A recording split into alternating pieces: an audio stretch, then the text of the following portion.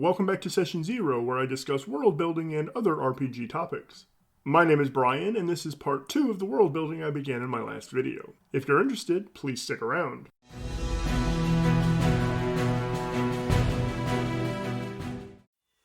This video will mostly be about prepping the Smoldering Swamp. Smoldering Swamp was inspired by the Fire Swamp in The Princess Bride. It's one of my favorite childhood movies. Now, I'm going to talk about some of my previous videos in this video, and you'll always be able to find those videos up in the upper corner here when I talk about them. Let's briefly look at Cantor's story. I created this using my one-page Dungeon World campaign starter, which you can find on DriveThruRPG. I do have it linked for you down below. Cantor, a cleric of and fervent believer in blank, who I have since named Ainti, travels home through the Smoldering Swamp at the behest of his sister. Sadly, he staked his sister through the heart 3 years ago when she became a vampire and stalked their childhood village. Now another version of her has bled out of the storm, and Cantor is unsure if he has the strength to put her down again. Remember that my theme was Gothic horror. That's where I'm getting the vampire stuff from. My essential element is the magical storms crop up which bleed bits of alternate realities into our own. That's what I'm talking about here when I say another version of her has bled out of the storm. Also, I did make a note that this version of his sister isn't a vampire. In her own reality, Cantor was the vampire and she had to put him down. That is going to come up a little bit later. So let's take a look at his character sheet really quick. The big thing here is his deity is Ainti. He is of the knowledge and hidden things domain, which means as a human, he will grant Cantor a wizard spell. I chose invisibility because of that hidden things portion of that domain. I thought that was pretty on point. Cantor has a +1 int and +1 whiz because of knowledge part of that domain. So, equally good at intelligence and wisdom. I did want to take a look at Cantor's birthday and the current date. If you watch my video on calendars, you'll know why I like the Gregorian calendar and how I use a D12 and a D30 to come up with those dates. So here are the dice rolls I made, and it was really interesting, actually. They both came up February 4th. So not only is this happening on his birthday, this adventure starts on Cantor's birthday, it's also during winter. And I hadn't thought about it before making those dice rolls, but because they were identical, I think that Cantor and his sister are twins, and I'm going to call her Candora. So Cantor and Candora, twins, both born on February 4th, and today is their birthday. Now, let's get into Session 0-1, the Smoldering Swamp. Let's look at the first question, which is on page 4. Why were you pursuing the genius? So I went to use my Dungeon World Oracle deck to come up with who this genius was so that I would have an idea about why I was pursuing them. Now, unfortunately, my file with the video of me drawing these cards was corrupted, so I can't use it, but I am going to just show the cards on the screen that I pulled. Pulled 3 cards for this, finding out who the genius is. There's a lot of information on these 3 cards, but I chose to make this genius, Allfather, a mad genius wizard. That's just what I pulled from this. There are a lot of possibilities. You can pull what you want. In fact, put in the comments below something you like, a genius you like from among these cards. Now, I do want to tie that locket, which is on the knight card up there in the upper right corner, as part of this. So I made her agenda, attain 3 Candora lockets, and use them in a ritual to find the best reality in which to live.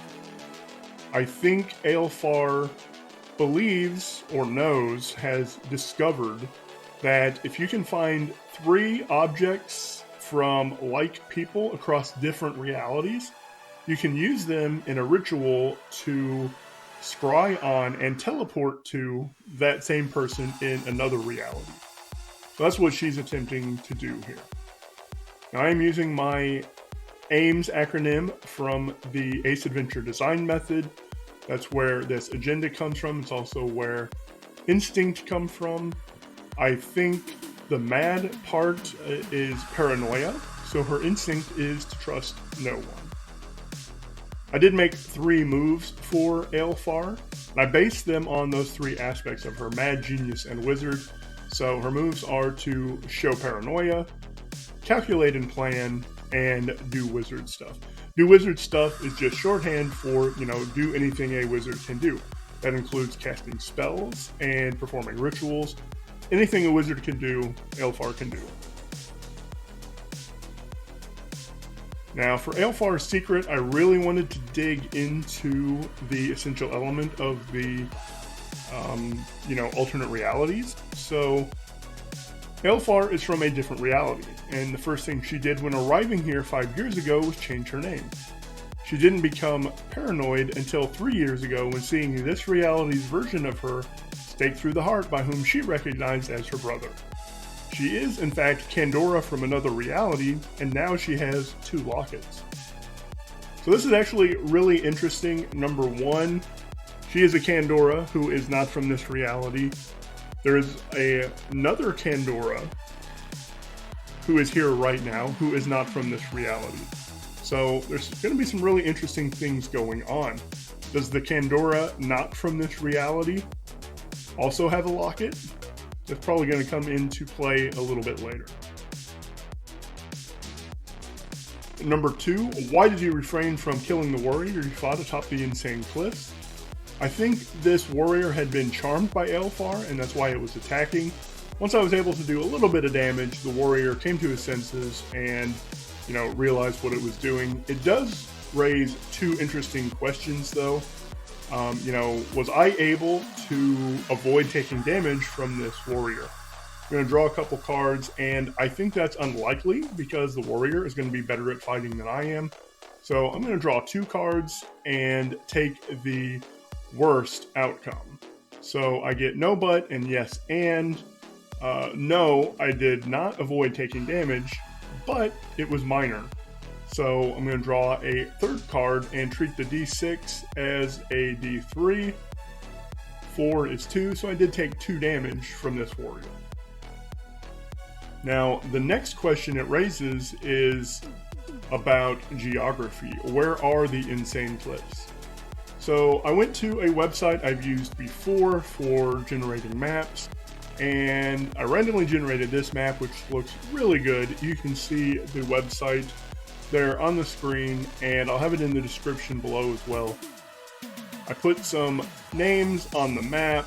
Cragview is the city I start from, and I chased Allfather to the insane cliffs where I met this warrior. Next, what type of half giant did you overcome on your travels? I think this is the giant from the Dark Forest, which is the 3rd issue of Session 0 that I created. The Dark Forest is right here on the map. Alright. I did draw a couple more cards. I wanted to see if I cast invisibility on myself to overcome the giant. I think this is likely because I'm not going to be able to fight a giant. So I drew 2 cards, I take the best, I get yes and. Yes, I did cast invisibility, and I cast it as a 10+, meaning I don't draw attention, I don't lose the spell. Let's move on. I'm not going to answer questions 4 through 6. 4, why is it so inconceivable that you were able to best the genius? I didn't best the genius because I haven't caught up to her yet. Who is the mysterious benefactor that the genius spoke of? I haven't spoken to the genius, so that didn't happen either. Number 6 is already answered. What reason did you have for entering the swamp? It was to pursue Allfather. All right, question 7. Which of you knows someone who went into the swamp and never came back?